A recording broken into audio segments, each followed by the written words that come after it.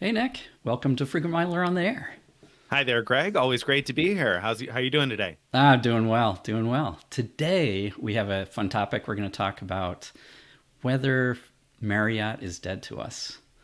With the latest evaluation, we need to take another look at it and say, It's should a we still valid be question. pursuing this stuff?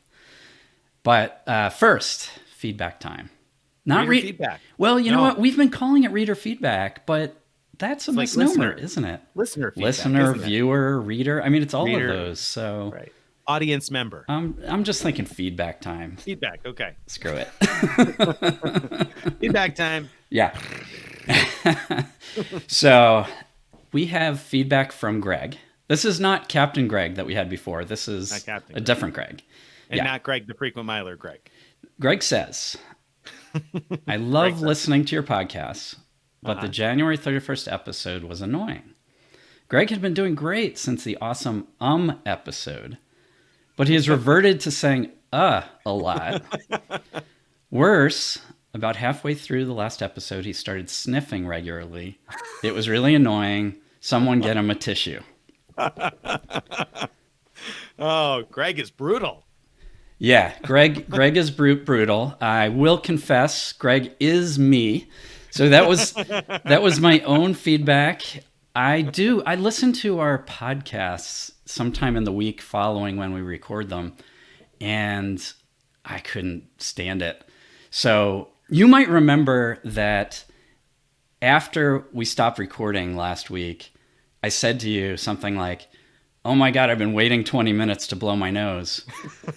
I do remember that. I Yeah. got all, the nose was running a little bit, and instead of blowing my nose during the podcast, I just kept sniffing. I didn't know I was doing that, but when listening to it is incredibly annoying. I haven't heard from any listeners about it. Maybe they didn't notice. Maybe I'm more critical than other people, but I need to do something about that. So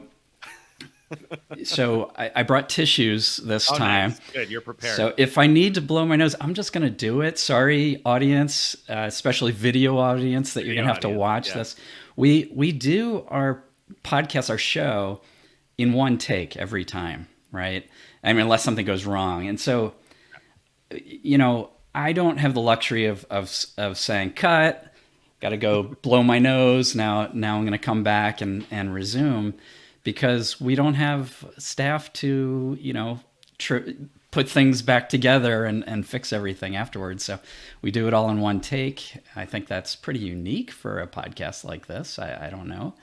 Yeah, all in one take, no hair, no makeup. It's just, just us. It's It's the real just thing, us. the It real is the deal. real thing. It's absolutely the real thing. So I think that's good. But I'm learning. I've got to stop sniffing. I've got to stop ing.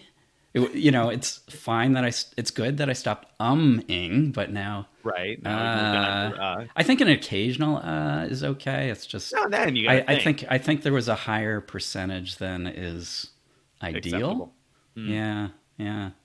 We'll have to work on that. So I'm gonna have to keep counting the uhs now. I was counting the ums before. We were down to like nothing. Now I'm gonna have to start with the uhs. yeah, yeah. That's important to do. Yeah, I I know think. you wanted to say that's important. I could hear it. I could hear it was almost there. You stopped yourself. Well done. I could say, that's important, but I don't think I should do that either. Well, oh, see, now I did. It's infectious. It's infectious. It's happening all As over long the as you place. don't start sniffing, then we're Right. okay. I'll try my best not That's to. really really annoying. I do have a sniffly toddler at home, so it's possible that I could be sniffly, but I'm not. So I think we're going to be okay. I did consider, could we use your son as an excuse? Say it wasn't Greg, Right. it was your It son, was him. but it was I work pretty with the podcast obvious. listeners. It was pretty obvious it was me. So I don't think All anyone right. would buy it. But Well, you live and learn. Now you yes, know. yes, this has been really good for me. It's an educational learning experience here. learning all kinds of things. Blow your nose when you need to. Glad those lessons are sinking in. Hopefully, the readers are getting something out of that too, or the Yeah, listeners are getting a yeah. little something out of I that mean, too. one nice thing is I can see myself on the screen. So if I blow my nose and I still have snot hanging out, I'll know it, and so I won't be all disgusting for the rest of the show. So there's We that. all appreciate that. Yeah, yeah. And oh shoot, I just said I'm not going to So, do do that you anymore. always listen to the podcast in audio form, or do you ever watch it in the video form? I don't usually watch it in video form, except I when I put it up on YouTube, I watch just a few seconds of it to make sure it looks okay. Mhm.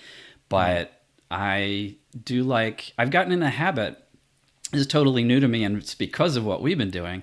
I've gotten the habit of wearing wireless earbuds when I go for a walk, and then I just listen to whatever podcast.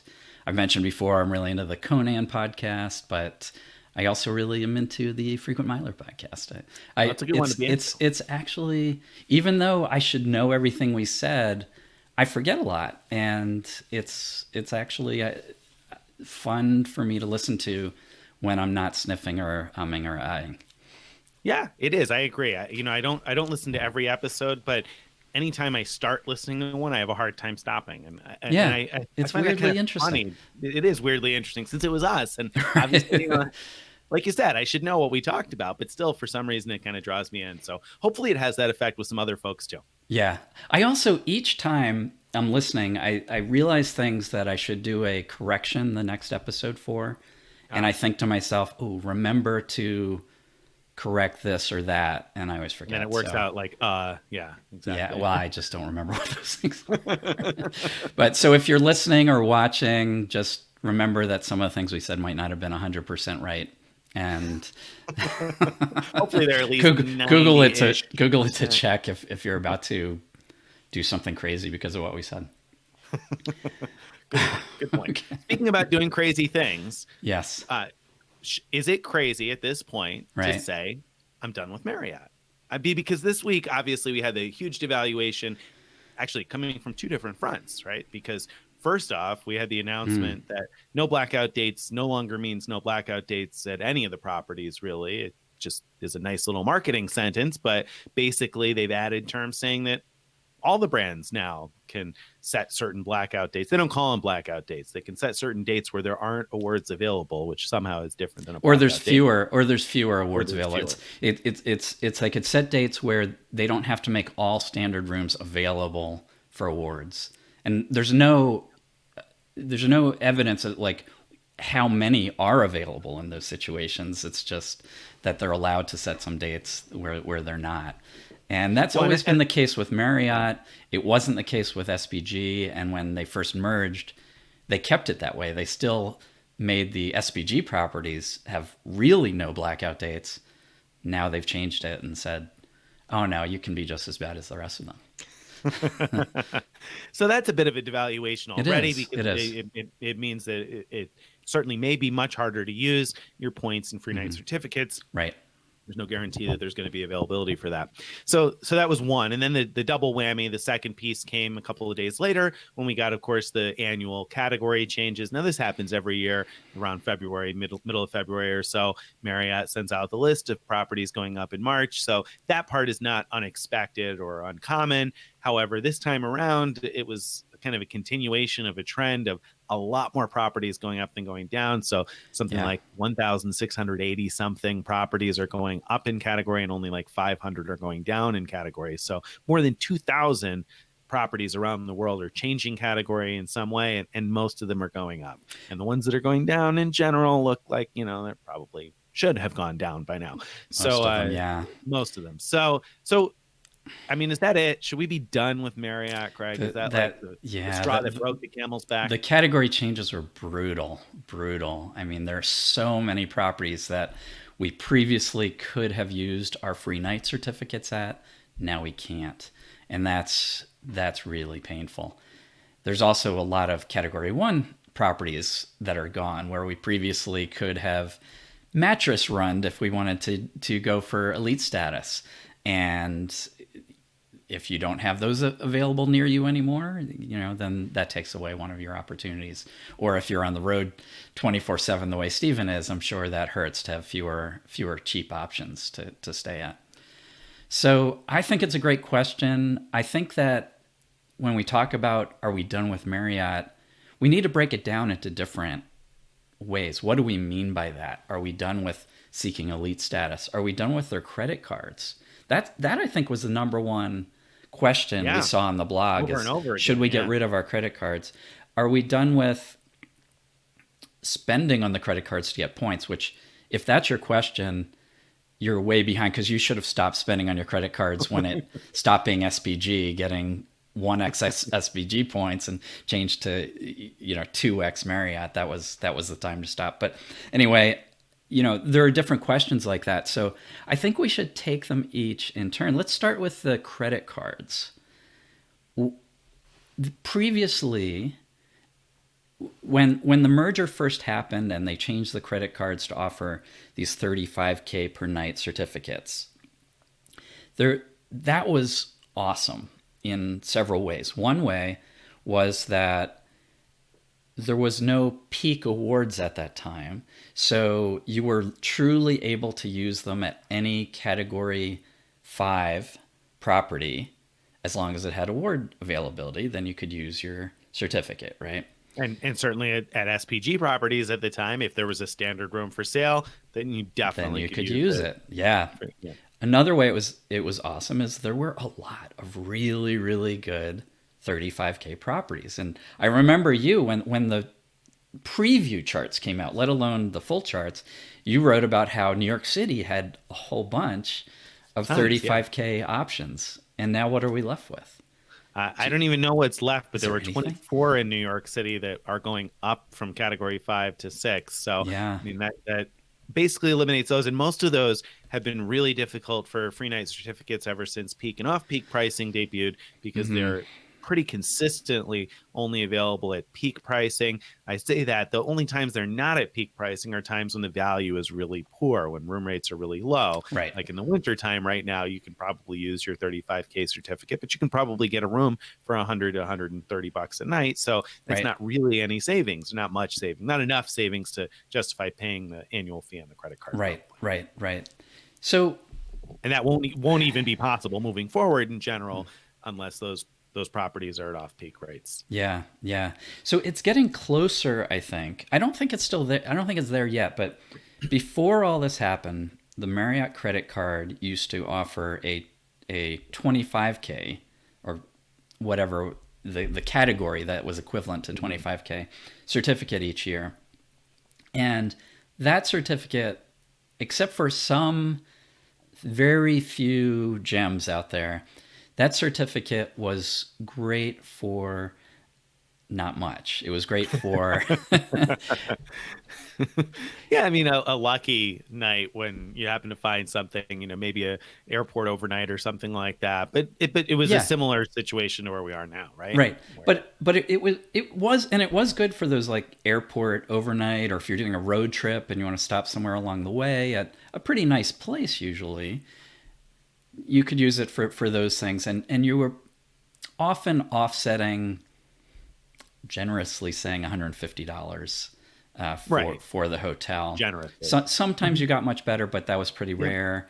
It tended to be they tended to be in the 100 to 150 range, I think. So those certificates were good to a little more than make up for the credit card's annual fee, but it wasn't like a huge win. When they changed initially to the 35K certificates, I think it changed to a huge win. I was regularly booking hotels that would have been $300 or more a night. And now I think it's gone way down. I don't think it's as far down as it was, though. I think you can still get $200 a night hotels very easily with these certificates. Maybe not New York City. Yeah. Yeah. I think so. Where? I mean, I'm asking because that's a big statement. That's a big statement because where are those places? We know there's some in San Diego. Right. Well, we know there are potentially some, but even when we stayed at the Hotel Republic, we didn't. The room rate wasn't over $200 a night when we stayed.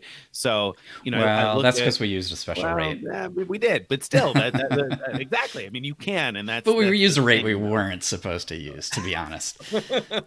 So I would rather use a certificate than cheap a Well, lot of the that's time. fine. You're a good guy, and that's great. I mean, I'm happy for you, but it Yeah. doesn't make it a $200 night because many other people would have gotten it for less too. And Yeah. that's the thing. I think there are only so many cities where room rates are consistently over $200 a night within the U.S. And then if you go Mhm. abroad, obviously you'll find some 35Ks. I think if you're going to go to Europe a lot, I think you'll probably find some decent 35Ks in Europe still. And I haven't looked at the chart to make sure that that statement is correct, so I could be wrong. But my impression has been that there have been plenty of nice 35K properties in Europe. But if you're looking at Asia, room rates are typically pretty cheap in Asia. Obviously, incredibly cheap right now because of the coronavirus outbreak. Right. So it's So not a fair comparison 35K right now. properties, right? It's not. But even still, even when room rates are higher, I think that you'll have difficulty finding 35K properties there that are over $200 a night. I would think. I could be wrong. Again, I So haven't double checked yeah, this. I I'm mean, making a big statement, I but haven't done a thorough look at these things, but a few that I've looked at in the United States are uh-huh. hotels that yes normally go for around 200, maybe a little bit over 200, but I've only spot checked a few here and there. Yeah. So I, I so it's more of a, I call it an educated notion. It's not a guess. It's not science, but an educated notion that says that these are more valuable than the old 25K Marriott certificates from back when. Plus, of course, there's a lot more Maybe. there Maybe. with the SBG properties. There's more variety in there than there was back then. Well, that's definitely true. There's obviously a lot more variety, so I definitely give you that.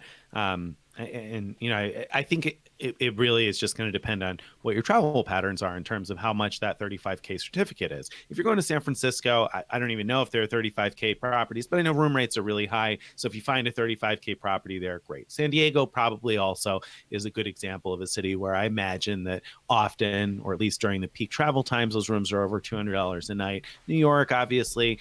Chicago, maybe, though Chicago's got so many hotels that I feel like it's pretty easy to find a hotel under $200 a night most of the time in Chicago. So I feel like you start to pretty quickly get lower. I mean, maybe Miami is an expensive market, but that's just a handful of places. I feel like it's getting harder Yeah, to equate value out of those sure. charts. Yeah, I mean, you're absolutely. going to do better than the 95 bucks. I'm not arguing that at all. Yeah. But I think the question is, I think yes, we can still get more than $95 value, but is that enough to warrant keeping the card? Yeah, I So mean, it's because it's not even at $200. I mean, it sounds like a big win in that it's double what you paid for the annual fee, but it's not a big win in the big scheme of things. It's saving $100 a year is not huge compared to what you could do with some other credit card perks that are out there. so okay, so that's a good statement because then I'm curious when you say compared to, Mm. I guess let's just ask that. I'll go there and then I'll come back. So compared to what? What would you be better off with?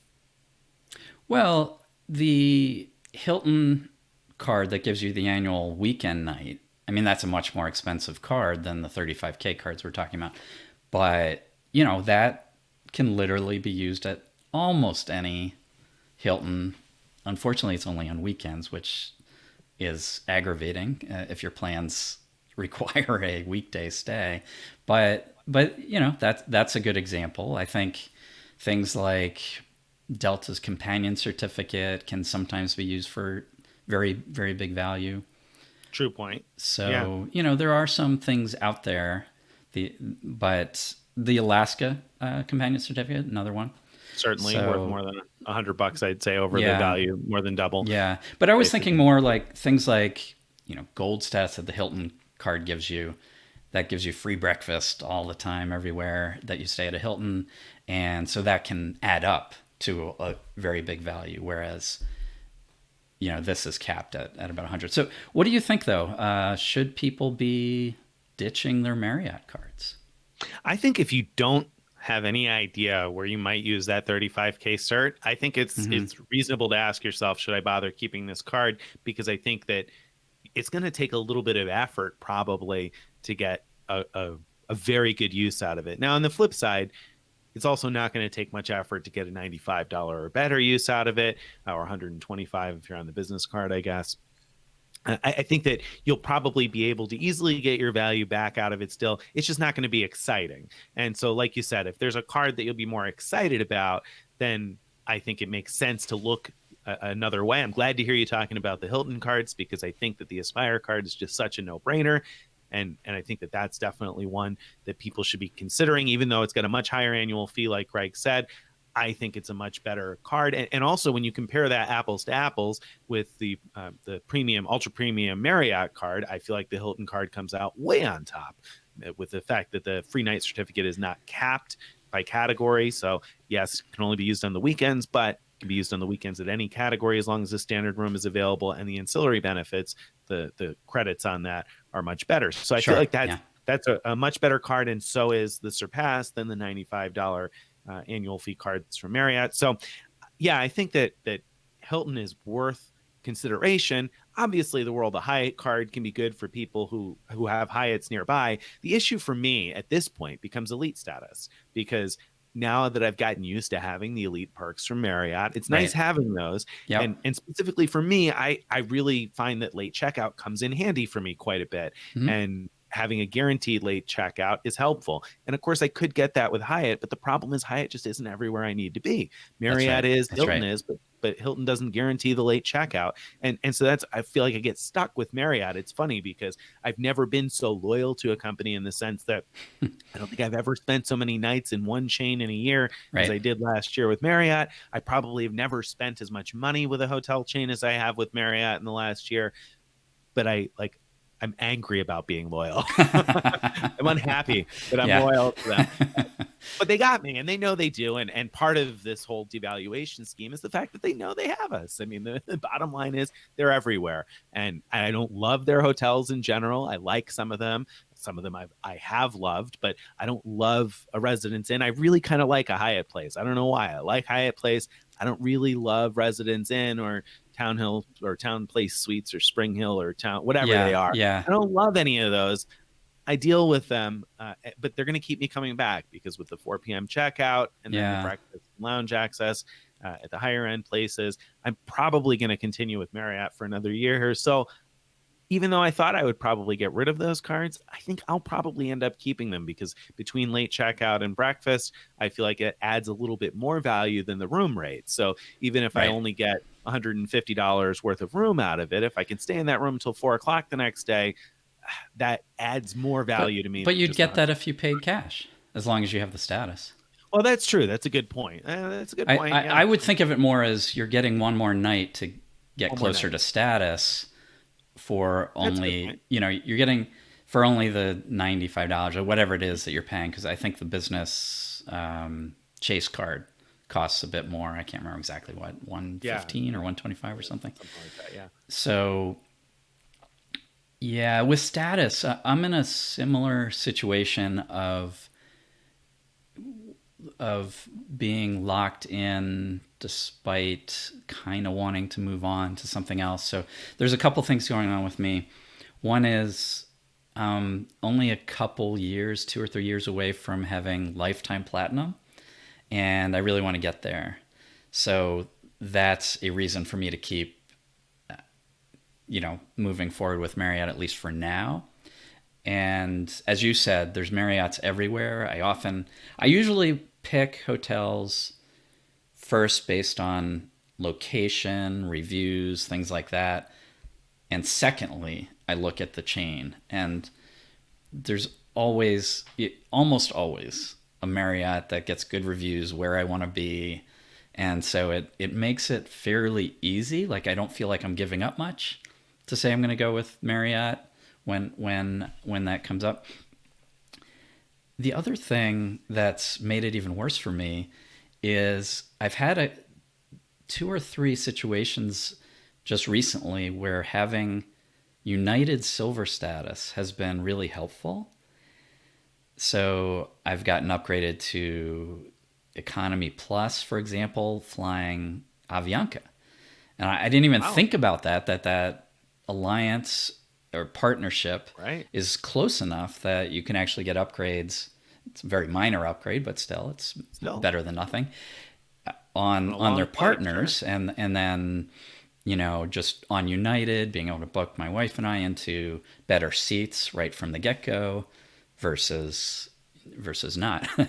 Right. So those things have been nice, and I get them because of titanium status. So that's the 75 night status. And so not only am I going to keep going for platinum, but I'm trying to figure out, can I keep going for titanium, because Titanium. I'm actually liking it.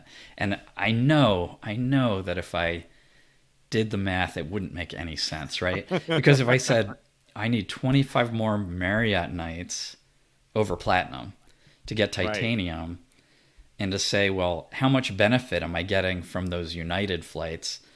Shouldn't I just pay the fee to sit in better seats, or even pay the fee to Maybe. upgrade all the way to first class? Who knows, if it's a domestic flight, might be cheaper than preferring Marriott that often, especially now that we don't have meetings to use to get 10 elite nights that way.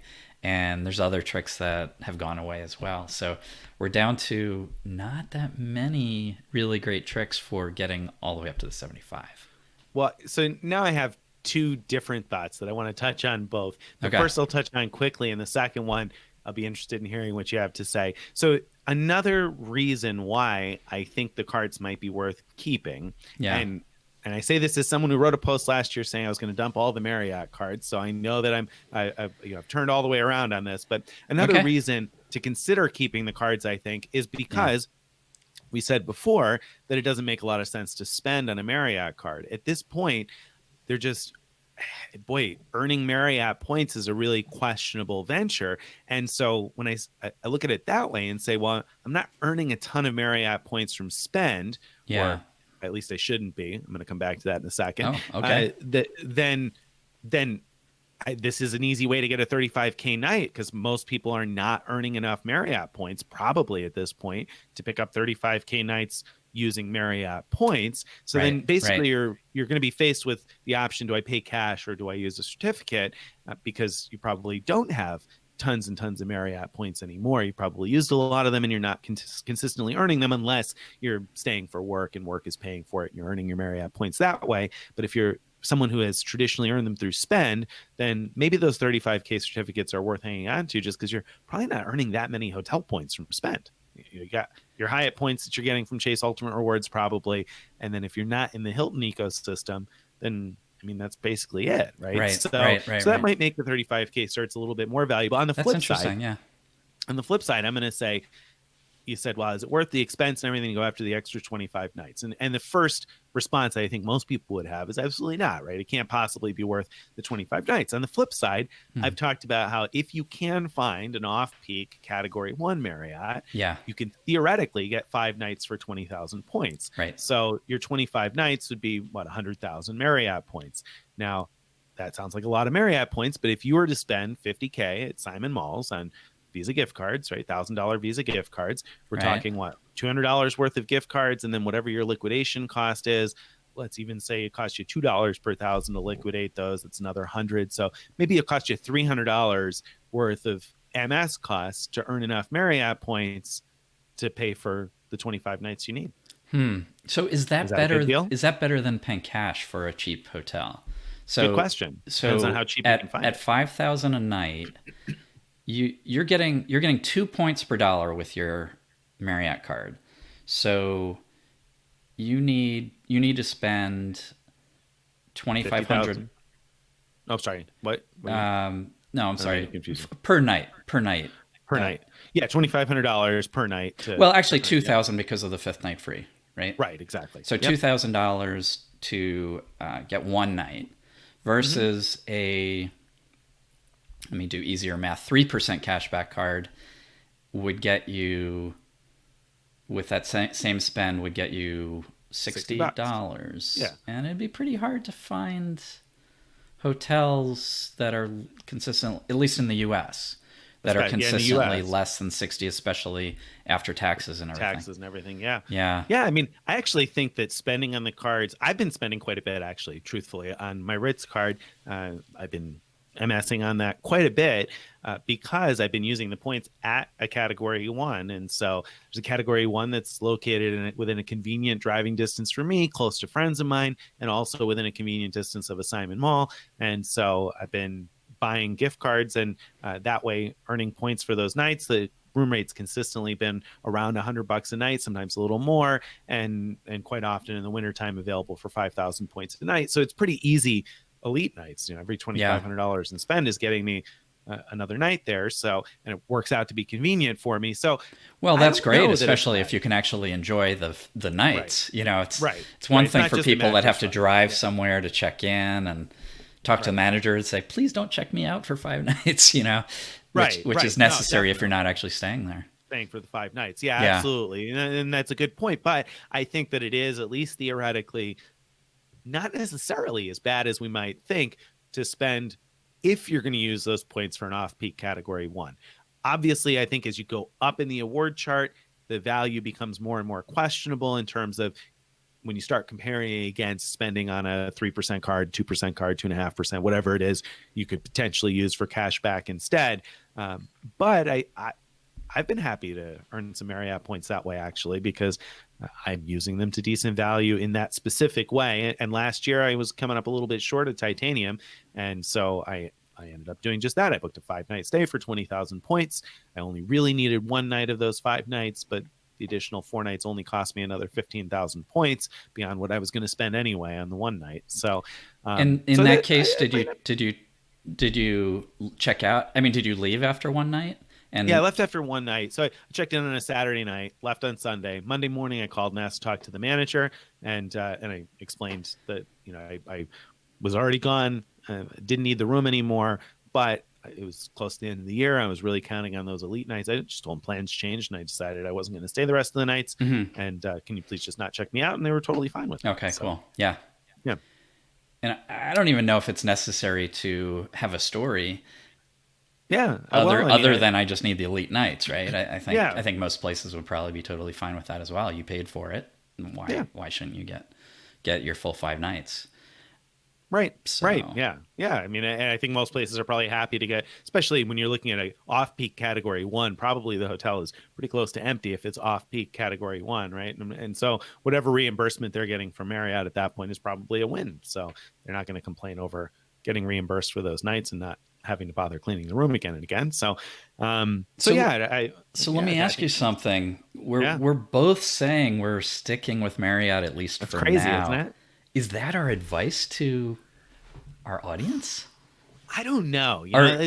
Is it one of those? Well, we're doing it, but we think it's a really bad idea for you. Do as I say, don't do it. Whatever the statement is, Right. So yeah, I think it's really questionable for most people to bother keeping those cards. I think that you have to have some sort of a plan as to how you're going to use it and why you're going to keep it. If you don't have an answer to why you're keeping it or how you think you're going to use the certificates, then I think you really need to ask yourself, what am I doing with this card then? For keeping the card. What about for staying loyal and chasing status? I think I would tell people that if somebody wasn't yet loyal, if somebody didn't have a program yet and asked me, should I be loyal to Marriott? My answer would be no. I agree. Same. Say no. Get yourself the Hilton cards, get yourself the Hyatt card, don't bother. Right. But if you're already invested in the system, now I'm not invested in lifetime elite status, and I don't have nearly as much faith in that continuing to mean something as you do. But I'm not going to get there anytime soon either. So I'm not really concerned with the lifetime elite status. It's just year to year right now. Obviously, if I had lifetime, sure, that's great as long as the Marriott decides the lifetime lasts. But I think if you're already in the ecosystem, it is a little tough to leave because there isn't a terrific comparative competitor. Hilton is obviously the best potential option, and so it's worth considering if Hilton might be worth your time, especially with the Surpass offering 6x at U.S. supermarkets. It's not bad in terms of MSing free nights on it, and you don't have to do anything to have status with Hilton. You just need one of their credit cards, and you're there. Everything except for the free one will get you free breakfast and the. I think it comes down to 2 things. Do you need suite nights? Do you need the suite night awards? which also along with that comes, do you think the suite nights are going to clear at the places you're going to stay? Yeah. So do you need the suite night awards, and do you need the late checkout? If you don't need late checkout most of the time, then I feel like Hilton makes more sense, doesn't it? Yeah, it probably does. Although in my personal travels, still, as I said before, I usually look first at what hotel do I want to stay at, and a lot of the time the answer is Marriott. It's pretty It's rare. interesting. It's pretty rare for the answer to be Hilton. So I think I'm on the opposite end of that. I think it's because I tend to stay more at the mid-tier brands than the maybe top-tier maybe brands. that's it. And I much prefer Hilton's mid-tier brands. I would take Yeah. a Hilton Garden Inn over like a Residence Inn or Town Place Suites any Yeah, day of the and week. as we've talked before, I really like the boutique type hotels, and I like the Autograph collection. I suspect I would like the Curio collection that You Hilton would, has. I think. Yeah. I've seen one of them. I wrote about one of them in Connecticut, but and that looked great. I'd happily stay there, but it just I haven't needed to, so I haven't. But Yeah. I've The autograph I've collection is often run into growing on Autograph me. collection wherever I go. Curio does there doesn't seem to be that many, or maybe No, not you're where I right. happen to be. Yeah, I think Yeah, there are many fewer. I've had a couple of good stays at Curio properties, but yeah, I think there are many fewer. There's much less of a focus on that boutique type hotel, which, as regular listeners or readers will know, is not usually my cup of tea. So that's a big difference between Greg and I. well, Although and also you autograph have a collection is toddler growing on me. along with you, I do. which if when I did, boutique was not in our vocabulary, right? That's Right. when my wife and I used to be B&B people, not Airbnb. There was no such thing Straight back up then, but B&B. we would call up. We had to use the phone back then, and you'd call them and say, "Do you have any availability for this date and that?" How And quaint. yeah, it was quaint, and but they were great. I mean, most of them were fantastic, and we loved it. And then we had a baby, and we stopped going to them altogether. They're not. Most of them are not designed to bring along kids, right?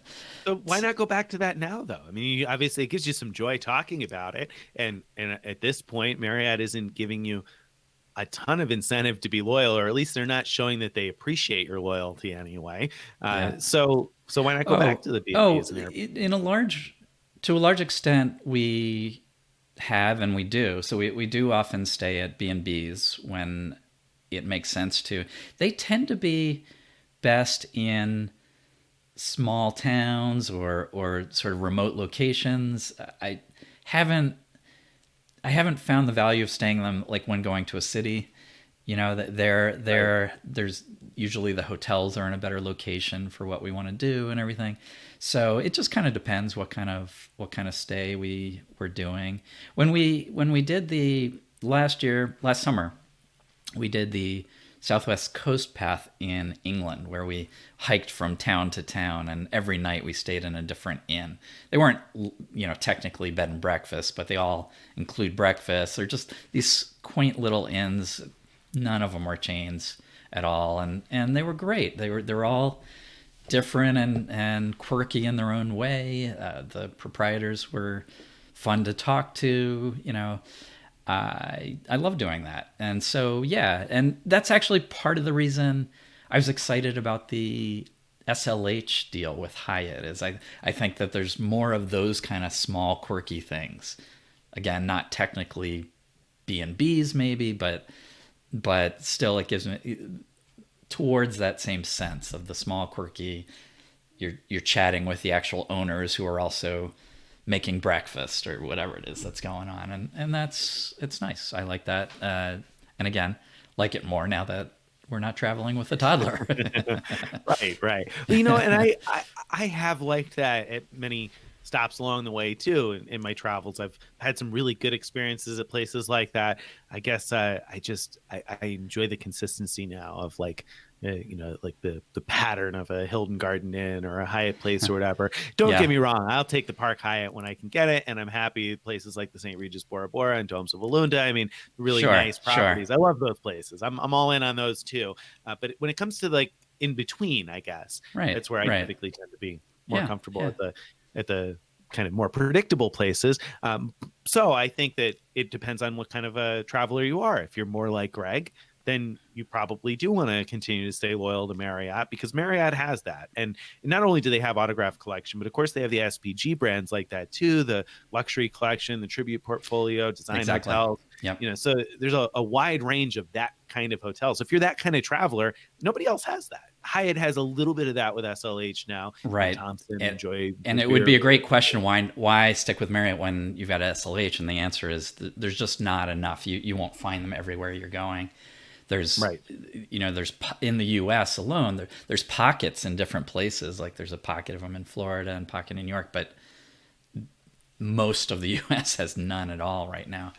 Right. So, and I'm actually surprised sometimes when I run a search where I think that I'll probably run into them and I don't, and then other places where there's tons of them. So it's a little too unpredictable still at this point in terms of what there is. It can be great when it fits into your plans, but I think that's why Marriott has got us. The merger made them huge. They were already big, and the merger didn't hurt them at all in that regard. So if you're interested in those nicer kind of places, I feel like Marriott probably, and I say nicer kind of places, those kind of more interesting, unique kind of properties. That Marriott's got a lot more of those than anybody else has. They also have tons of the lower level properties as well. So they really kind of have something for everyone, so to speak. But I think that if that's your aim, the lower level properties and that sort of thing, then you might consider Hilton instead. I think that Hilton has a lot of value, especially with the ability to get gold status, free breakfast with a credit card. I've also had some great experiences over the years just as a gold member at Hilton, where they've taken good care of me and given me good upgrades and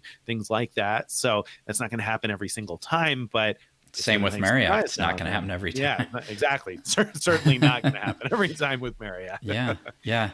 Some hotels are great at it, some aren't, and that's just going to be the way it is.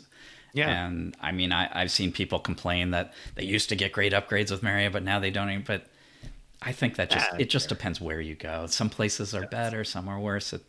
And but the fact of the matter is, you can get that level of status where you might get that lucky upgrade for a $95 fee on the Surpass. Hilton. You can't do that with Marriott. You got to invest a lot of nights with Marriott, especially now that they've cut a lot of the shortcuts out.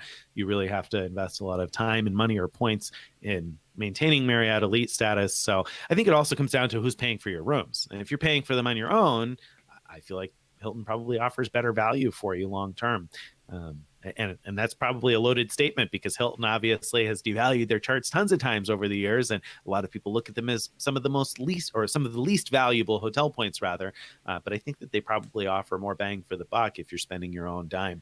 Than well, even with points, if you think about it, Hilton regularly is selling their points for half a cent each. Right. And at the top of the chart, if it's luxury you're going after, the top of the Hilton chart, not that there is a Hilton chart, but the top properties go for 95,000 points a night when they're available, when standard rooms are available. There's one property that's 120,000, but either way, they're in the same range as Marriott's top.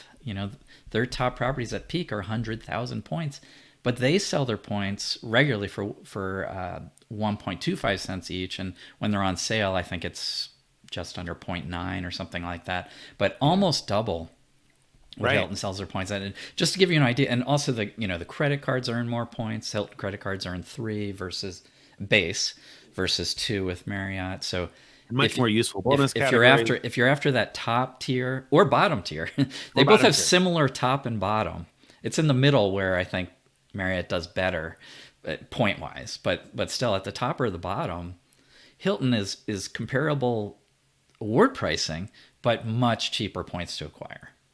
Right. And I think that that's a great point. Much cheaper points to acquire, because they do have good or decent category bonuses on their cards too. You've got an opportunity to earn a lot of points from spend. So if you're somebody who historically earned most of your Marriott points based on credit card spend, I think it's a no-brainer. You move over to Hilton at this point, between the supermarkets, gas stations, things like that are bonused on their cards. I think that there's plenty of value to be had there. And then if you're also supplementing that with a cash back card and using your cash back to buy points at half a cent a piece, and pooling your points, since you can pool them with 10 other people for no fee or anything like that. So you could be buying points from others and transferring them into your account to pool together the points you need for an award. I think Hilton becomes a no-brainer in that scenario. I think it's really just the people like you and me that are brainwashed by the by the loyalty program to do irrational things, which is exactly what they designed the loyalty program for. Yeah, Then yeah. then maybe you're stuck for a bit. But Here's what kills me. So I think a lot of listeners, viewers won't know about this, that Marriott used to have an elite buyback program where I had challenged to get to 75 night status way back when, I think in 2012. And every year that status was about to go away, I just paid 40,000 Marriott points, and that kept me at that status. So once they had that deal with United where you get silver status, I got silver status every year just by giving them 40,000 Marriott points, which was a very simple, sort of a no-brainer to do. And that's the reason why I'm as close to lifetime platinum as I am, is you need, I forget, 10 years or something like that. 7, I think. Whatever it is of status. And I already had those once the merger happened because of all those years of buybacks. Yeah, that's nice. That's awesome. And I mean, I would love to see that again. I would Marriott, love to if see you're that listening, again. Yeah. bring that back. Bring that back, and we'll stop saying bad things about you for at least 10 minutes. Yeah, I think though that they probably are trying to, just like Delta did and other places, trying to cull their top tier elites down in order to make it more valuable to have the perks that they give you. But I'm not sure that, well, maybe it matters. I mean, I guess you don't want to check into a hotel as a top tier elite and be told there's no upgrades because there's 100 other top tier elites here, and they probably are facing that, especially after the merger. I'm sure they had a lot more high level elites than before.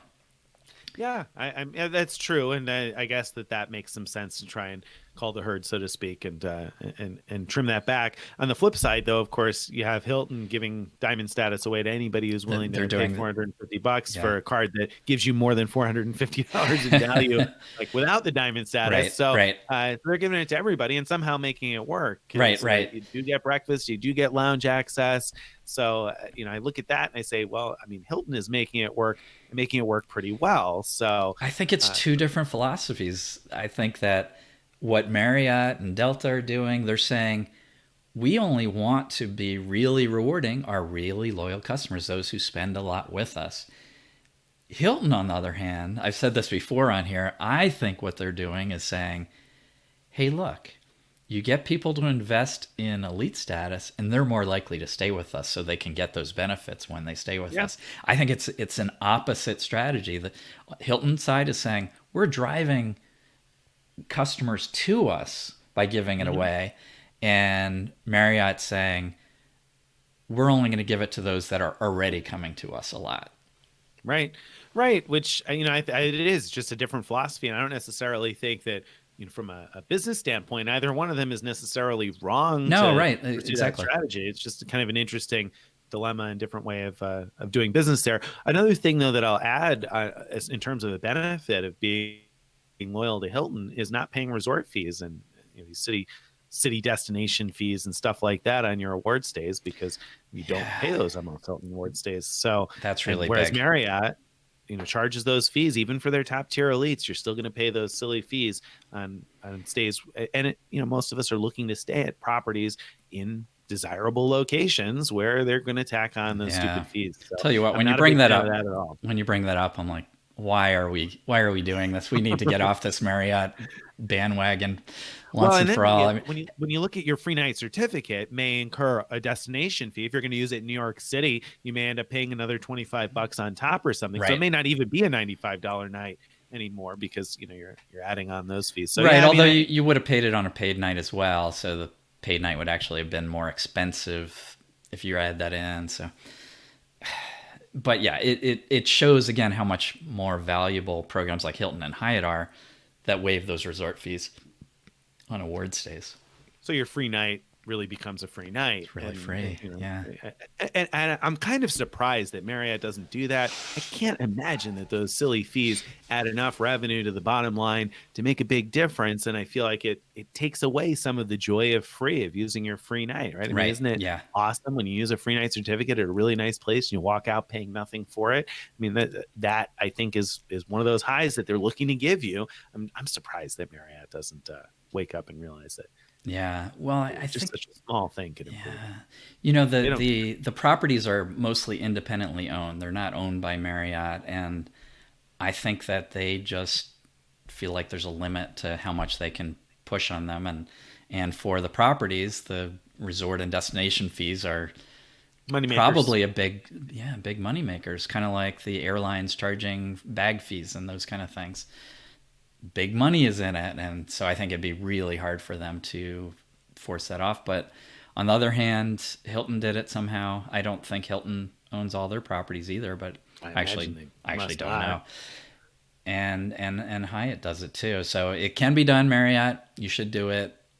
If you're But listening, we're not making a good case here because we're saying we're still you gonna kicked spend our us money. down, but we're still going to go spend money with you.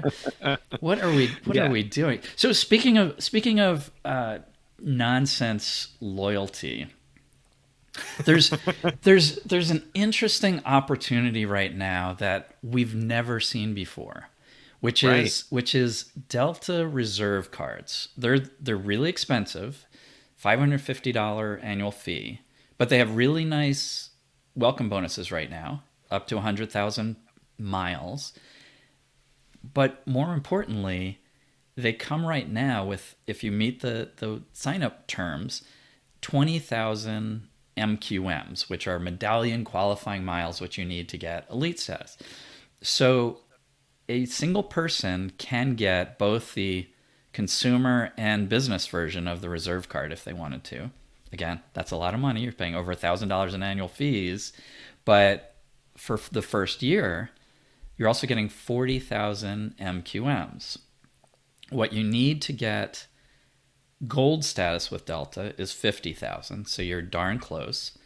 But You already have silver status at that point. you already have silver. But well, what you need to get Well, silver silver, and gold status you don't. and platinum status, you need MQDs, which are dollars spent with Delta, but you can get those waived with $25,000 spend on Delta credit cards, on the platinum or reserve credit cards. So third piece of this, with every $30,000 you spend on the Delta Reserve credit card, you get 15,000 MQMs that you could either keep for yourself or gift to someone else. So right now, somebody could get 2 Delta Reserve cards.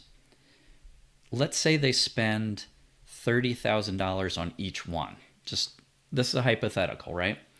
Then what they would get from that, besides all the miles, is they would get the 40,000 MQM sign-up bonus, but they would also get a total of 30,000 MQMs from the high spend on those 2 cards. And so you're at 70,000 MQMs and the MQD waiver, meaning you don't have to have spent any dollars actually flying Delta at all to get elite status. So 70,000 MQMs and the waiver means you're well above gold status. Gold status again was 50,000. Platinum status is 75,000. So you're only 5,000 MQMs, which is not a lot of flying. One round trip, across the U.S. and Yeah. another short flight, right? You can get that very easily if you fly Delta at all. And if you don't fly Delta at all, why are we talking about this? But let's say you fly Delta semi-regularly. Getting to platinum status, you could do that. If you can spend the money easily, theoretically, you could get platinum status early this year. It would then be good for all the rest of this year, all of next year, and through January of the year after that. During all that time, what platinum status gives you is, well, much better chance of free upgrades than you'd get at gold or silver status, for one. You also get choice benefits, which you can get regional upgrade certificates, which let you apply the certificate to a regional flight and it puts you to the top of the upgrade list, basically. Sometimes it upgrades you immediately, but more often what it does is you get waitlisted, and get at the top, even ahead of Diamonds who didn't apply certificates. And so your chance of getting upgraded on those flights is very high. And you get, and this is one of my favorite perks of Platinum, is you get the ability to change or cancel award flights for free. So if you see an award sale, you're not sure whether or not you're going to actually be able to fly that award, just book it. If you have the miles, which you do because you just got 200,000 and almost 200,000 in Right. with the sign up bonus, and you got all the miles from the spend, so you have a lot of miles. A lot of Delta miles. book the award flight, and you will be able to cancel it or change it later with no fee. You get all your miles back, you get your fee back if you cancel it. So it's a very good status. Of course, the Delta Reserve card also gives you some other things, like it gives you lounge access to Delta Sky Clubs when you're flying Delta. Also to, now it's new, Amex Centurion lounges when you're flying Delta. You get access to those, just you, not any guests. You can guest in people for like $39, which to the Delta Sky Club, which is kind of expensive, I think.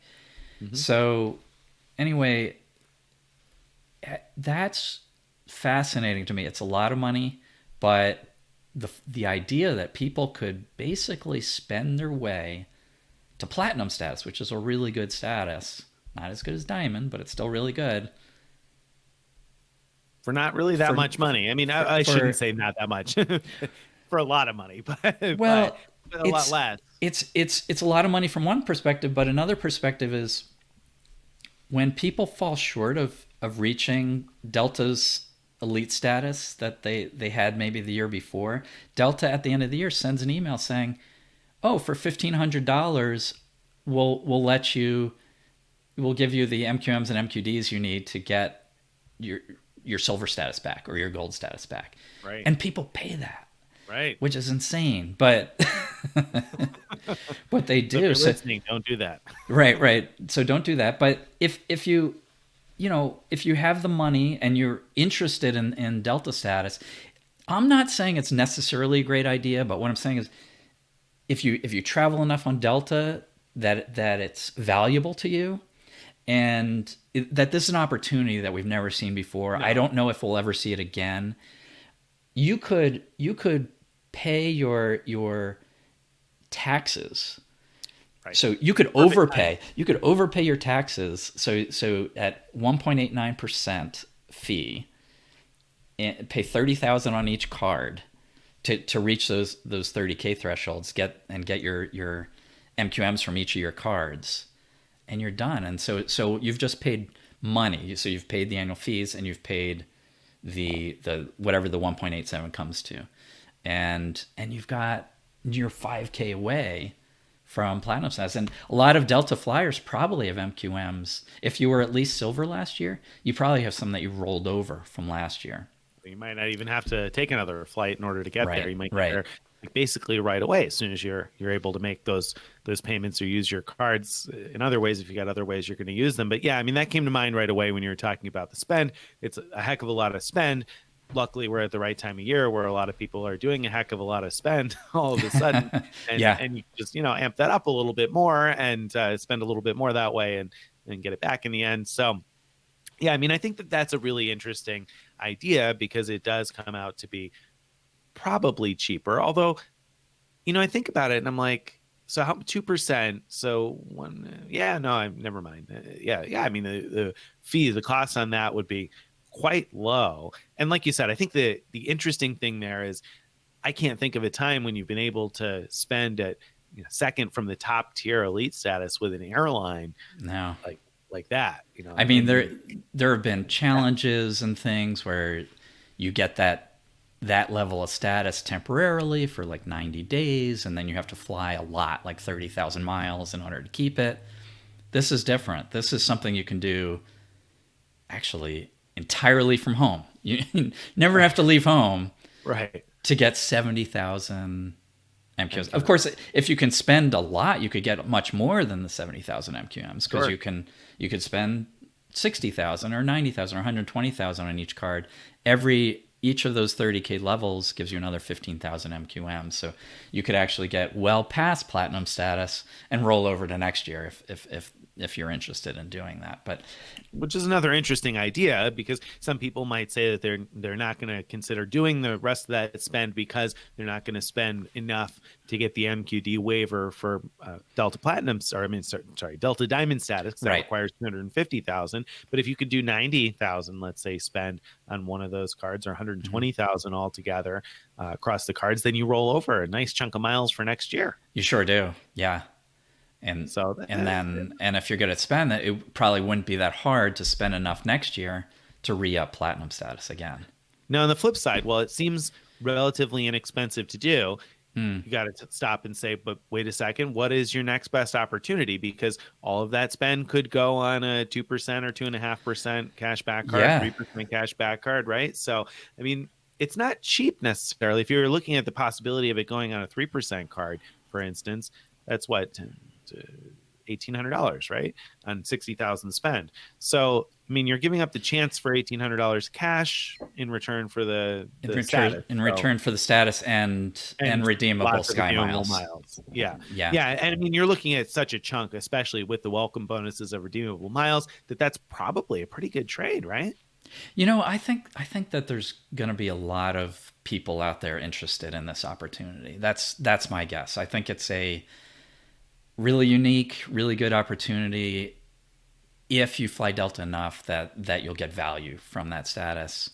And if you have the capability, the capacity to spend that much, float it if necessary. So pay your credit card bill with other funds until the IRS pays you back or whatever it is that you're doing, then yeah, it's special. So just wanted to admit it. Even though I think that the spending towards Delta status is kind of a crazy endeavor to me, as somebody who's located at an airport where I don't really fly Delta much ever. I feel it for you. Yeah. Long time recently, the last year, the year before. Yeah. So, I mean, yeah, for me, it wouldn't make sense. I'm not going to do it because I wouldn't be able to utilize the benefits of status often enough. However, I think for a lot of people, this is actually an interesting play. If you can meet the spend, if you have any experience MSing your way towards those kinds of levels of money, away from Simon Malls. Let's be clear for anybody who is listening and caught pieces of Simon before. Simon says no Amex at Simon Malls because they're not going to give you any points or anything else. So make sure you're not using those at Simon Malls. So definitely not that. But if you're going to do other things and you have other ideas in mind to meet that spend, I feel like it's really intriguing. Don't you wish the loyalty programs would play Simon Says with us? Where we could say, Simon Says, stop charging destination fees. Right. Please. Hello, Marriott. Are you listening? Right. Yeah. Well, they're probably not going to play along with us anytime soon on that. So all right. So if you're interested in Delta status, I think that's an opportunity you really have to look at. It's well worth it. Yeah. One other thing. Oh, go ahead. No. One other thing I want to talk with you today about is Capital One. That's where I was going to go next. Okay. So they introduced 2 new transfer partners, and they changed the transfer ratio for JetBlue. Right. So what do you think about the new transfer partners? You know, I'm kind of intrigued. I was curious about Accor, however you say their name. I don't know how to say it either. I've never heard anybody say it before, so not really sure. The ACCOR brand there, that I think it's a European brand, right? French or something like that, maybe. They're not based in the United States, I don't think. So I was intrigued to see if there would be any value there. I was really interested in the complete guide that you wrote about it.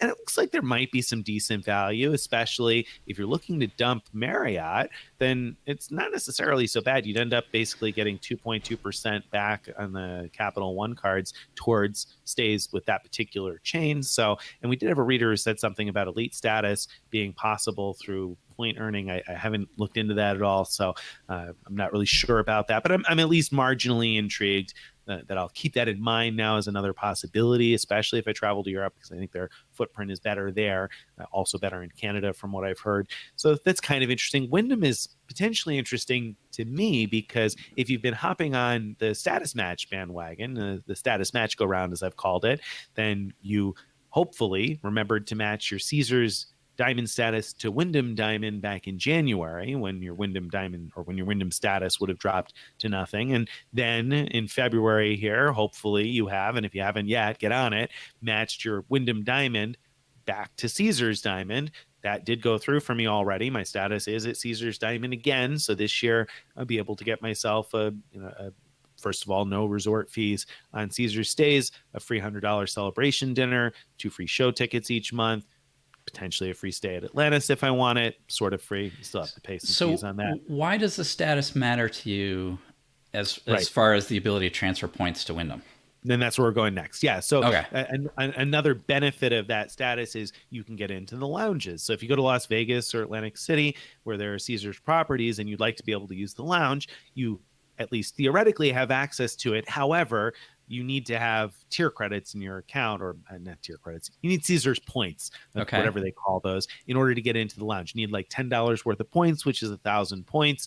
And so you'd either earn that from gambling, or because of their partnership with Wyndham, you can transfer points from Wyndham over to Caesars. So the interesting thing to me with Wyndham being a partner with Capital One now is that there's a way for me to transfer Capital One points to Wyndham and then Wyndham over to Caesars, so that I can get into the lounges there in Las Vegas, or potentially use Caesars points for other things. So I think that that's intriguing to me. Every now and then I find a Wyndham property that's a good deal. Yeah. The last couple of years, some of the nicest, coolest places I've stayed have actually been Wyndham properties. It's not common, but every now and then you might find something. There's category changes, and I haven't looked closely at the category changes. Stephen Pepper wrote the post about that when the category changes came this year. So I haven't looked to see if there's any really intriguing properties dropping in category, but I think it's nice to have that ability. I don't think that these are game changer transfer partners by any stretch of the imagination, but kind of nice to have a couple of hotel options. City doesn't have any hotel options for transfer partners, not any direct options anyway for hotel transfer partners. So I think it's pretty cool to see that. It's cool to see Capital One continue to expand the possibilities with their Capital One miles. I'm really very positive on Capital One miles. I feel like they're making an effort to constantly do something to surprise us a little bit, to add more value. So if nothing else, even if I don't end up using those 2 transfer partners, I'm at the very least very, very optimistic that Capital One is continuing to try to add value. Yeah, and another thing to point out is, and I think you did in your post perhaps, that sometimes hotel chains do crazy promotions, and when there's no way to transfer points in, you can't necessarily take advantage of those. Like that incredible promotion that Wyndham did a number of years back, when we were able to book basically mansions for 15,000 points a night. And you and I did that because we were lucky. We had points in our accounts at the time. And not many people did. So it wasn't particularly hard to do, because there wasn't much competition in terms of folks that had the points to use, because nobody had those points and there was no way to transfer in, and you couldn't buy enough points to do it. So now you potentially have the ability to hop on something like that if it came up. I think that's exciting. Me too. And we have no idea what that'll be, whether it'll be Wyndham or Accor, but hopefully something like that will happen. And hopefully Capital One will keep expanding their transfer partners, so there'll be more opportunity along those lines. So that's all good news. Now, the JetBlue thing, they previously transferred 2-to-1 to JetBlue, I believe. Now they've moved to 2-to-1.5, which is what they have with most of their airline transfer partners. So that makes it a decent value. It's not amazing, but JetBlue averages about 1.4 cents value per point. You get a lot more value for the very cheap flights. So a flight that would have cost $80 might only be like 3,000 JetBlue points. So you get really, really good value on those kind of really cheap flights. And so there's actually some nice value there to be had. I also just wanted to point this out. I think it's kind of funny that Steven, on his predictions for this year, he predicted that Amex would normalize their transfer ratio to JetBlue. And instead it's Capital One. I mean, it still could and hopefully will happen with Amex, but it's just kind of interesting that it did happen. He just got the bank wrong so far. So he's closer so far than anybody else's predictions, I think. So He's like you know, 100 times closer than anything I predicted. bravo, well done, Stephen Pepper. Uh, sort of, I guess. Well done for getting it wrong, but close. I guess we're playing horseshoes, then Stephen Pepper wins. I think he was basing on the trend. He was seeing other Yeah, programs moving to one with JetBlue, and so he said, "I yeah. might as well do that." So I think his logic was right. Hmm. And it was just a different bank Yeah, that did it first. So right. And it's I definitely think that not wrong because Amex could still do it as well. right. And it's I think it's good value. I think people get Hmm. excited about the prospect of getting, like, 2.25 cents in value from the Freedom Unlimited with Chase when you're using those points with the Sapphire Reserve through the travel portal. And here I'm looking at it with JetBlue points. You're getting about 2.1% back towards JetBlue flights on those cheapest fares, of course. That's pretty good for the Capital One card. I think that a couple of years ago, nobody would have really thought that you're going to be able to get more than 2 cents, more than 2% basically back in value for your spend on Capital One cards. So, I think it's nice. It's nice to have, especially when domestic flights are relatively cheap. You don't want to pay for an award on another airline. JetBlue may work out to be your best bet in some cases where where you've got them as an option. Again, this is another airline that I rarely ever fly these days just because they don't serve my local airport very well. So I'm probably not going to use JetBlue as a transfer partner, but I think that for a lot of people that adds a decent value. And I think it really makes the Capital One Venture card an intriguing possibility. I think that they just keep adding things that make that a better and better everywhere else card or standard card. I think for years, the standard answer to what's the best travel credit card had been the Chase Sapphire Preferred. Was the obvious one for a beginner starting out in this game. And I think Definitely. for a lot of reasons, that's still a good choice if you're going to get into the Chase ecosystem with other cards that play well with it. But if you're looking at just getting one, I feel like the Capital One Venture is kind of looking more and more like the one. It is. It is. It's really strong, and the Miles business card, right? Right, Say right. Spark Miles. Yep. Yeah, same. It has the exact same structure, right? Right, exactly the same card. Yeah, just the business version instead. And keep in mind that the business version is not it will count against 524 unlike other banks. So Right. that's something to keep in mind. There's really not any advantage I can think of going for the business version, but it's worth noting that the business version offers the same structure because sometimes it has offered an awesome welcome bonus now and then. Right. So Right. Right. Now, if so only Capital One would approve one of my applications someday, then I could get in on all I this. mean that's the struggle. The struggle is real. So And then I'm working on a time machine too, so I could go back in time, sign up for the card that you have that gives you, is it the Venture One that gives you yeah. the gift cards you can buy for at a great value with points. So I want to get that combination as well. So Well, or you don't even necessarily have to do that, of course, because if you were able to get approved for a Capital One card, since yeah, me and we're friends, you could transfer those points to me, and I could get the gift cards. So I know. I just thought that a time machine would be a little easier time can and be more fun, but what I'm saying is, like if you find anybody in your family, like I don't know, my family is the type that always was like a one credit card family, and the Capital One Venture was like the one that they had. So yeah. I wouldn't be surprised if some readers have a family member who happens to have a card they opened at the right time. It might be worth checking with them and seeing if they've got that capability. Though I'm a little concerned that might be on its way out. For the people that do have those hotel special offers that we're talking about, it's a $900 gift card for like 64,000 Capital One points at specific brands. They've moved where it is on the website. Mm-hmm. To where it used to be is dead. It's not working, and they've moved it into the regular gift card section. You're only going to see that if you happen to have one of those Capital One cards that was just open during some limited window of time, and we don't know when that was, but it was years ago.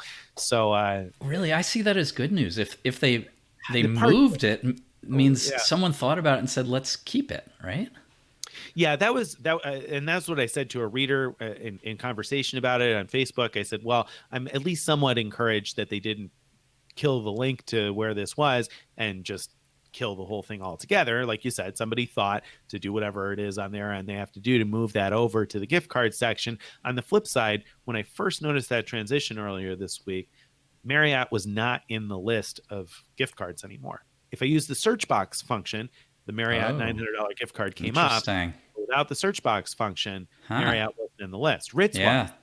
but not Marriott. Now, Yeah. now a couple days later, I went back in and Marriott was in the list. But I had done a control F and search to make sure that I wasn't just missing something. Yeah. Marriott definitely wasn't in the results on day one when I noticed that. So they are now, but Four Seasons is gone. That used to be one of the options, and it's just totally gone now. So I'm a little concerned. I'm also somewhat concerned because it's like the super old Marriott branding and the old Ritz branding. So I'm a little worried that this is like a relic that at some point is going to go away. I hope Yeah. not. Yeah. Hopefully not. Hopefully not. But I redeemed for another one this week, and I'm glad I did because my preferred category 1 is going up to category 2, and now using that $900 gift card is going to make more sense. Okay. All right. Good. Very good. So, do we have any questions from readers, viewers, listeners this week? We sure do. We've got a reader question, and it was a reader question that kind of came up multiple times, but I thought that Jim kind of. And it was a reader question, not a listener or viewer question. Okay. Yes. Just, an audience member question. I don't know why I care, but just. It's from a reader. From a reader. From a reader, yeah. And I'm happy to get questions from listeners and viewers and all the rest of that too. But this was a topic that came up a few times this week. Because this week, Greg and Stephen and I each published a post about what's in our wallet. What are the cards that we actually carry around day to day? It wasn't an exhaustive list of the cards we have because we're bloggers. We got tons of cards. We write about these all the time. So that was the number one question, right? Was right, yeah. Don't you have this card or that card or the other card? And we're all like, yes, we do. We said in the post, we're not listing them all. right. I think each should have said that at least twice in the post, and yet still had at least 8 questions about, don't you have this and that? Yes. We got a lot of credit cards that we didn't list. We got more credit cards than would make sense for most people. But the purposes of these posts was to show what is it that we carry around day to day in our wallet. What do we actually spend money on when we're out at the mall or, at restaurants or whatever else? What was literally in our wallet. Not yep. What's at home in a binder, not what's in the sock drawer. Literally in our wallet. Literally that's what we covered. Yeah. The wallet that's in my pocket and right now. Stephen has the biggest wallet. He has the George Costanza gigantic stuffed wallet. He does. I remember days when I used to be like that, but really? I'm glad that I moved towards a more minimalist wallet. Although some people still told me I had too many cards. Yeah. I got that too, but I never liked having too many. I like having a thin wallet. It's funny. In one of the responses, Stephen said that, he looked at our wallets and he thought, that kind of looks cool. But he's like, but I'd feel naked if I only had like cards. Well, I think what he means by it, not physically naked, but that he would be in a situation where he needs this or that card and it's not there. Not there. And that has certainly happened to me. Yeah. And I've had anxiety about that happening. I used to carry a lot more than I do now. So I've definitely moved there. But anyway, on each of our posts, we probably got asked this question, but on Stephen's post, Jim asked it in the way that I'm going to read it here anyway. So Jim said, I'm most surprised how little action the Freedom Unlimited gets. None of you carry it in your wallets, and I'm not sure you even have it. I still use it for non-bonus spend. Am I out of date? Yeah, that's a great question because we talk often about how good the combination Freedom Unlimited, which earns 1.5 Ultimate Rewards points everywhere, how good that is combined with other Chase Ultimate Rewards cards. So when the Sapphire Reserve card came out offering 3x for travel and dining, I mean, I made a big deal about that combination. The Sapphire Reserve, use that for all travel and dining spend. Use the Freedom Unlimited for all other spend except international, where it charges foreign transaction fees. And what you've got is a nice multiple everywhere. You move those Freedom Unlimited points to your Sapphire Reserve so that they can be transferred to airline and hotel partners, or you can use it to, once it's in your Sapphire Reserve account, you could use it to book travel at 1.5 cents per point value. So people look at that 1.5 cents value on the Sapphire Reserve and say, oh, if I'm earning 1.5x Freedom Unlimited and I'm redeeming that for 1.5, multiply those numbers together to say I'm getting a 2.25% return on that spend. Now that's true. It's 2.25 return towards travel booked through the Ultimate Rewards portal. And I'm stressing that because, you know, depending on what you're booking, it might not be the best price through the portal. You can't earn extra rewards by going through a cashback portal to book that thing. You can't, you can't, you know, price shop. Sometimes, you know, maybe a flight, like the best standard price is on the portal, but you might find some off, you know, portal-y thing, flight booking thing that has a lower price for whatever reason. So you can't do any of those things. So there are limitations, but at the same time, that is solid return, and the at the you know, getting better than 2% everywhere is good, right? So It is. why don't we? Why don't you use that combination? Well, I mean that's a good question. And first up, blogger confession time, which is a segment that we ran a few times this year, and and I'm going to bring back here. I actually product changed to the Freedom Unlimited like yesterday. Yesterday, I think it was. Yeah, yesterday. I called in and actually product changed a card to the Freedom Unlimited. So I do have it. I didn't have it before. I didn't have it when I did my wallet post this week. It wasn't in my wallet. It hasn't made its way back into my wallet yet. I'll say, why don't I use it? And then I'll say why I'm going to use it some. So it hasn't been in my wallet, A, because I didn't have it. And along with that, why not? Why don't I have it? There's two reasons. Number one, I'm not going to apply for the Freedom Unlimited because the welcome bonus is only 20,000 points.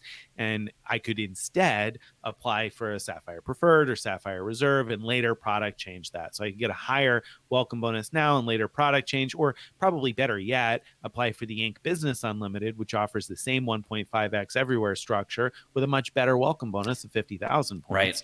and have the same thing. So I wouldn't apply for the Freedom Unlimited. It's only a card you're going to product change to, so you have to have the card, you know, available that you want to do the product change on. So that's part of the reason Makes sense. why I haven't had it. But that said, why haven't I used it, and why will I probably start using it? Well, first of all, I think that the 2.25% back is a really inflated number.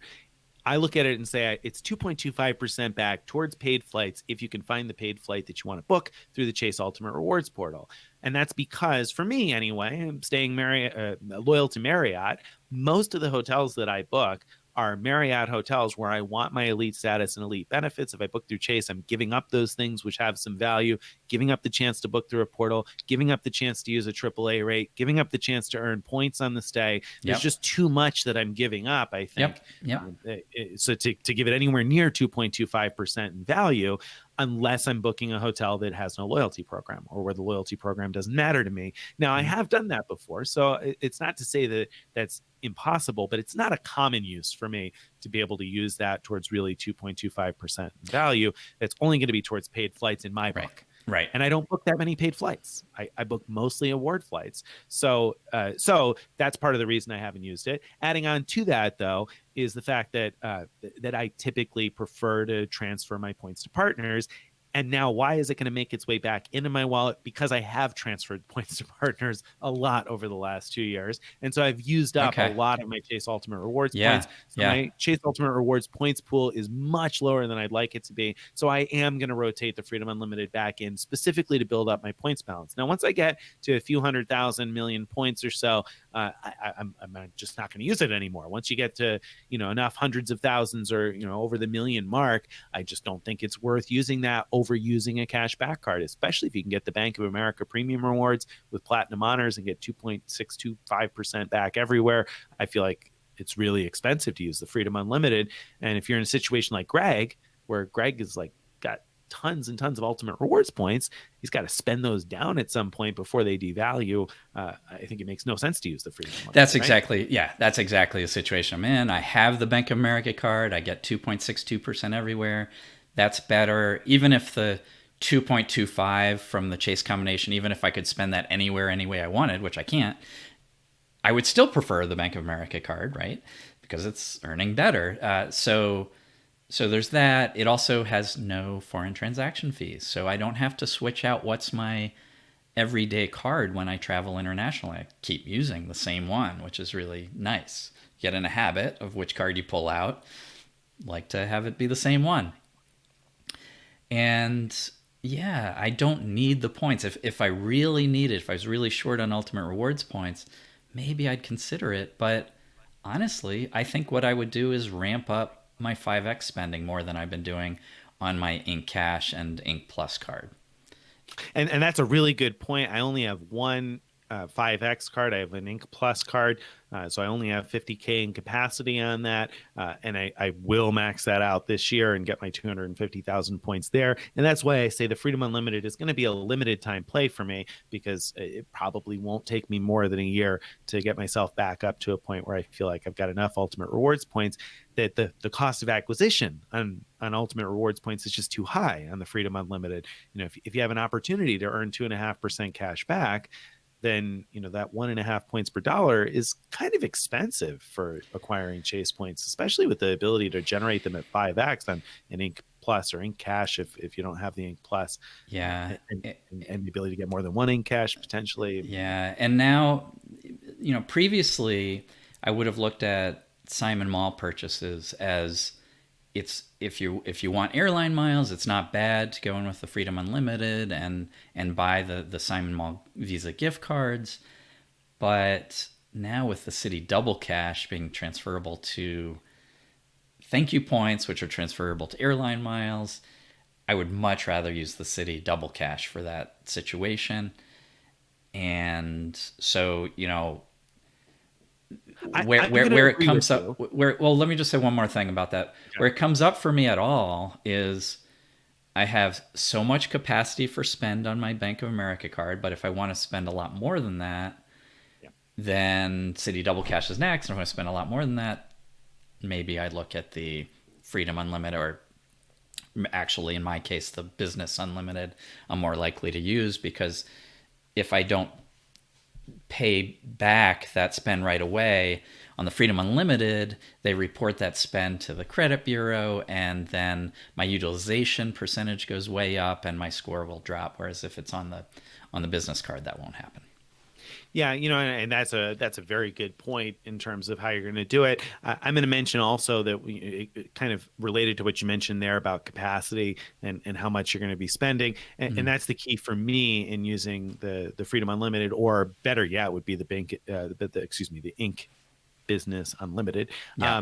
That would be the better choice, of course. But when I go to Simon and I usually buy 24 at a time, because it makes the math a little bit easier in terms of not ending up with a partial card. So I'll buy 24 and I'll split tender over usually 4 credit cards. I usually put about 6K on each. So I don't want to go too hard on one. I'm not going to go 24K on one single card because I just feel like the risk in that is too high with bringing attention to the account. So I will split that, and I would be happy to do 6K on a Double Cash and 6K on a Freedom Unlimited and 6K on the Bank of America card. So that's why it will be in my wallet for those types of trips and those types of things. Day to day, I'm still going to probably mostly spend on the Venture card, I think, because right now that's working out pretty well for me. But I think that the Freedom Unlimited will become one of the cards that I mix in order to earn some easy points where I can at places like Simon. All right. Good. So you're not out of date, Jim. You're not out of date. You're just kind of on a different wavelength. And if you're using your points as fast as you're earning them, if you've only got enough points to book the next trip, then I can see potentially using the Freedom Unlimited. It's not necessarily the best play, like Greg said. If you can take advantage of the 5X categories, I think that's a little bit better. But I can see it if you're relatively low on Ultimate Rewards points. I think that once you get to a and also people without that many cards who don't have a lot of points in different programs might be saying, well, I'm all in with Ultimate Rewards, which is a perfectly fine way to go.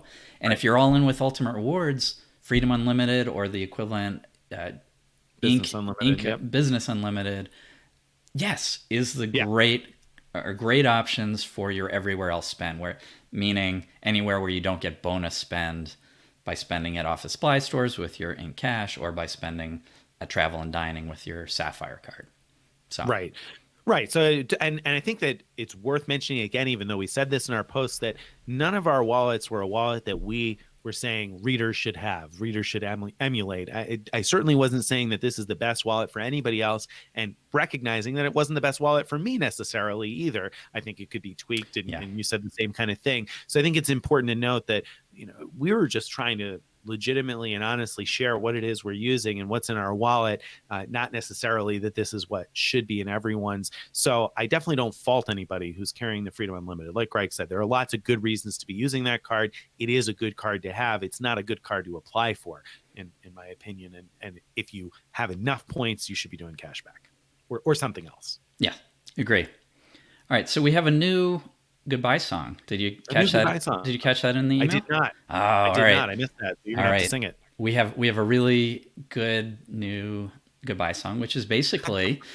if you like what you're hearing here and you're interested in hearing more from Frequent Miler, just go to thefrequentmiler.com/subscribe. And there you'll find all the ways to subscribe via email, RSS, Twitter, Facebook group, the podcast, the YouTube video. It's all there. thefrequentmiler.com/subscribe. Join us there. And now, a little bit before we say goodbye. Well, first, if you're a podcast listener and you don't want to hear stuff that means nothing to you, bye. You can hang up now. But for the video, for anyone watching on video, you might be curious about a couple things. One, you might have noticed me switching my headphones every now and then. And what's happening is these things work really well in that they stay in my ear. They're not falling out. One episode I had my earphones pop out, and then I was scrambling to get them. These stay in, but they kind of hurt over time. So I've been switching back and forth between ears.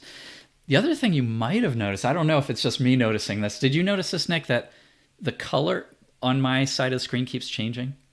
I honestly haven't been looking at the video for the last 20 minutes. Oh, okay. So, all right. So you didn't notice it? No, I haven't noticed. All right. So I've been finding very distracting. Every now and then I turn sort of reddish. And what's happening is I bought a webcam light. And so when I set up in the beginning, it has a few different settings. And I can change between a sort of warm glow and now I switch to a brighter, harsher light, and here's a dim light, and then back to the warm glow. And at least initially, the warm glow looked really good. I think it's looking pretty good again, but over time, for some reason, it was just changing. And so I was getting redder and redder, and I'm kind of red now. So that's what's going on now. And I don't know if I'll keep using it or not. I guess it's better than not having a light, but yeah, I don't know. Yeah. I was even looking at the video, so here's no light. See how dark? Oh, see, yeah, that's dark. I definitely want the webcam. Need the light. Need the light. Yeah, definitely. I see the light. Or I don't yet. too. It's not on. Now it's on. There we go. All right. Like a blooper reel for the podcast listeners there. You can imagine what that all looks like. Yeah, imagine lights going on and off in different colors. Imagine something really amazing. Because those who are watching a video didn't get to see anything that amazing, but at least you listening by podcast, you can imagine something amazing. Yeah. And we'll appreciate that. We appreciate you listening in and imagining amazing things from us. Do you think we should stop rambling and let people get about their lives? All right. They got other things to do. They got walks to take. Other podcasts to listen to. I'm going to say bye, everyone, and I'm going to wait like half a second before pressing stop. All right. Sounds good. Okay.